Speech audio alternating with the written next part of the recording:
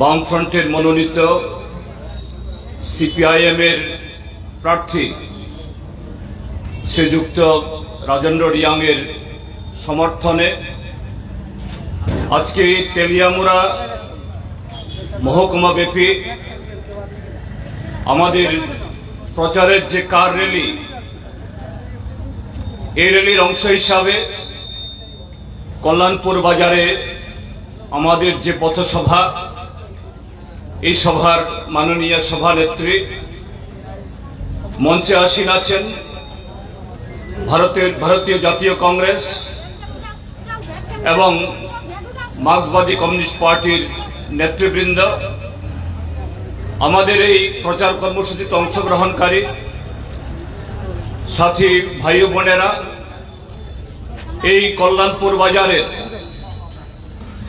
শুধু নাগরিকবৃন্দ, ব্যবসায়ী, পথচারী এবং দূর দূর থেকেও, এলাকা থেকেও যারা আমাদের বক্তব্য শুনছেন, আওয়াজ শুনছেন, আমি সমস্ত বন্ধুদের আমাদের প্রার্থী রাজেন্দ্র রিয়াং এর তরফ থেকে এবং এই দেশকে বাঁচানোর জন্য যে দেশপ্রেমিক জোট তৈরি হয়েছে, মঞ্চ তৈরি হয়েছে ইন্ডিয়া মঞ্চের তরফ থেকে আমি সবাইকে নমস্কার, অভিনন্দন এবং শুভেচ্ছা জ্ঞাপন করছি। বন্ধুরা, আপনারা শুধু জানেন না, আমরা সকলেই মনে মনে এবং অত্যন্ত দৃঢ়তার সাথে আমরা প্রস্তুতি নিচ্ছি আরেকটা গুরুত্বপূর্ণ একটা জাতীয় নির্বাচন তথা লোকসভা নির্বাচন অংশগ্রহণ করার জন্য। এই নির্বাচনটাও বিগত দিনের নির্বাচনের মতো 5 বছর বাদে সংগঠিত হচ্ছে আরেকটা নতুন সরকার তৈরি করবার জন্য, অবশ্যই নতুন কর্মসূচি রূপায়ণের জন্য।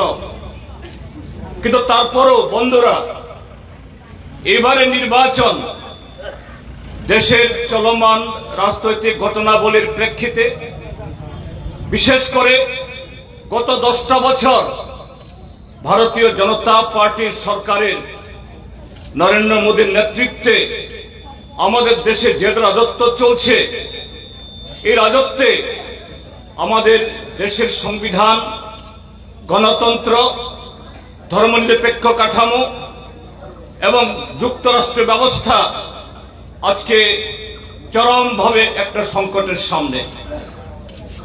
কাজে বন্ধুরা, এবারের ভোট শুধুমাত্র আরেকটা ভোট না, এবারের ভোট এই ঘটনার পরিপ্রেক্ষিতে আমাদের দেশের সংবিধানকে রক্ষা করার, গণতান্ত্রিক ব্যবস্থাকে রক্ষা করার এবং বহু রক্তের বিনিময়ে আমাদের এই যে স্বাধীনতা, এই স্বাধীনতার আকাঙ্ক্ষা, একটা নতুন ভারত, শক্তিশালী ভারত, ঐক্যবদ্ধ ভারত, এটাকে আজকে যেভাবে নানা ধরনের বুজরুকির, নানা ধরনের যে ব্যক্তি স্বেচ্ছাচারিতার আড়ালে এই দেশকে সম্পূর্ণভাবে অল্প কিছু কর্পোরেটদের হাতে, কায়েমি স্বার্থের হাতে বিকিয়ে দেওয়ার চেষ্টা করা হচ্ছে, তা থেকে দেশকে বাঁচানো।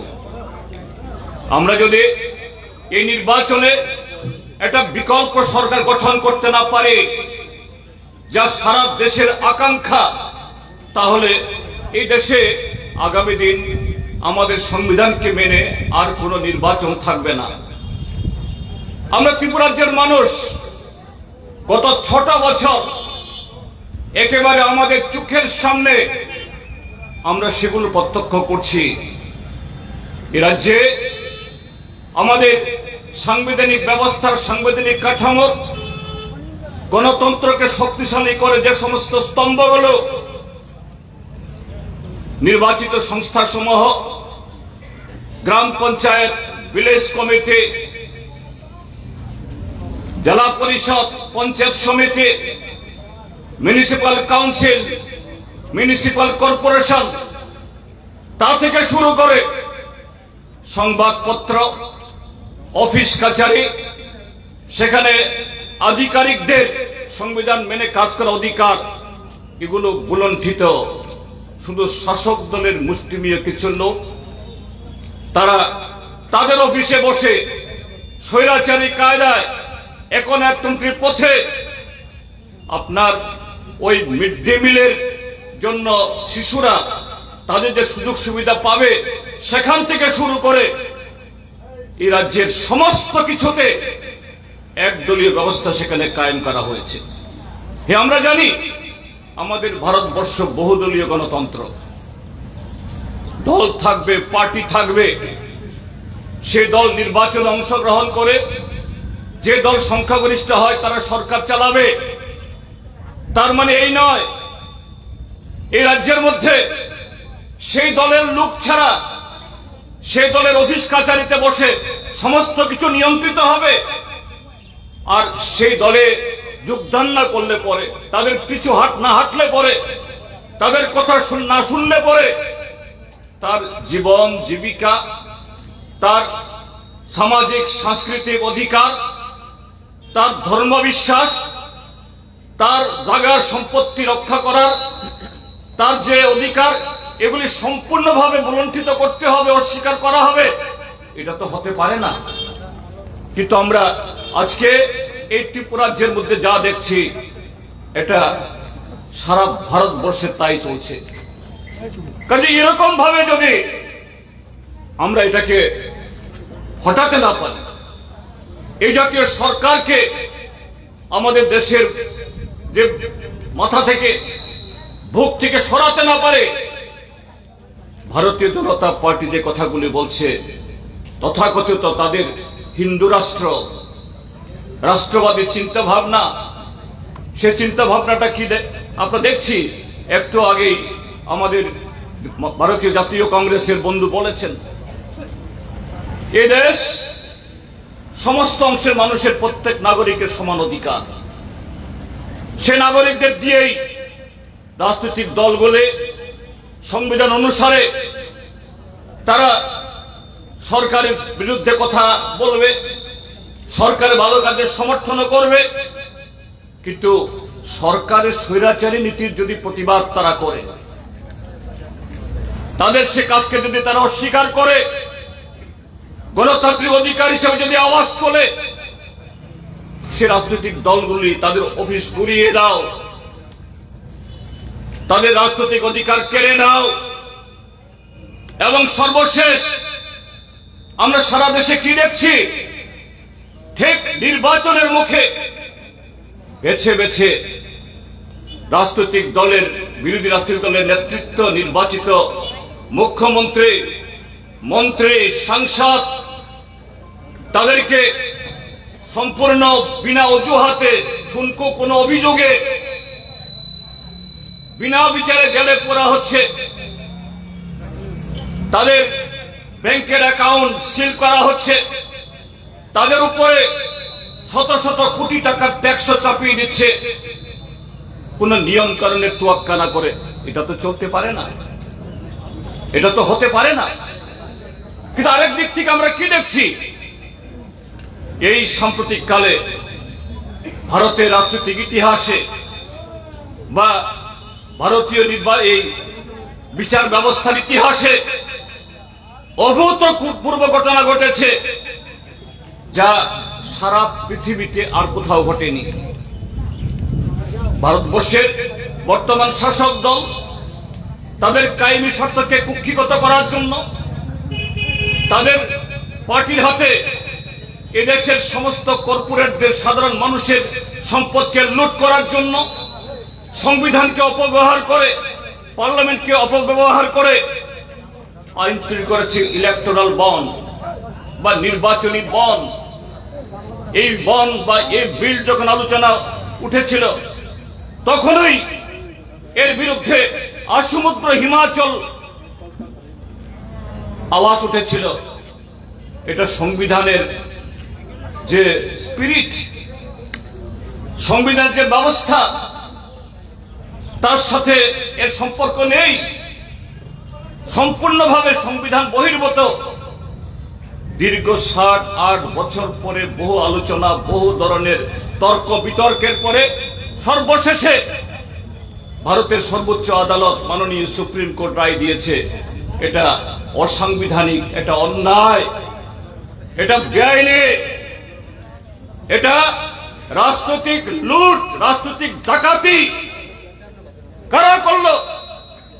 শাসক দল এই টাকায় নির্বাচন করছে, উড়োজাহাজ উঠছে, হেলিকপ্টারে চড়ছে, বিরোধী দলের সাংসদদের এমএলএদের ভাঙিয়ে নিয়ে দল ত্যাগ করাচ্ছে, সরকার ভাঙছে, গণতন্ত্র হত্যা করা হচ্ছে। তাহলে যদি সংবিধান যদি চালাতে হয়, আইন মোতাবেক যদি পদক্ষেপ করতে হয়, তাহলে তো আজকে ভারতবর্ষের শাসক দলের যে ব্যাংকের অ্যাকাউন্ট, তাদের অর্থের যে সোর্স, উৎস, এটাকে বন্ধ করে দিতে হয় এবং তাদের নির্বাচনী দাঁড়ানোর অধিকার এটাও থাকতে পারে না। কিন্তু সেদিকে সেখানে যাচ্ছে এই সরকার। এইভাবে কালো টাকা সংগ্রহ করে এখানে শুধু থেমে নেই, ক্ষমতা দখল করে এদের মুষ্টিগত করে এখানে থেমে নেই। গত 10টা বছরে তিলে তিলে এদেশের কৃষকদের অধিকার কেড়ে নিয়েছে, শ্রমিকদের অধিকার কেড়ে নিয়েছে, যৌবনের অধিকার কেড়ে নিয়েছে। নির্বাচনের সময় যে সমস্ত প্রতিশ্রুতি তারা দেয় তার একটিও রূপায়ণ করা হয় না।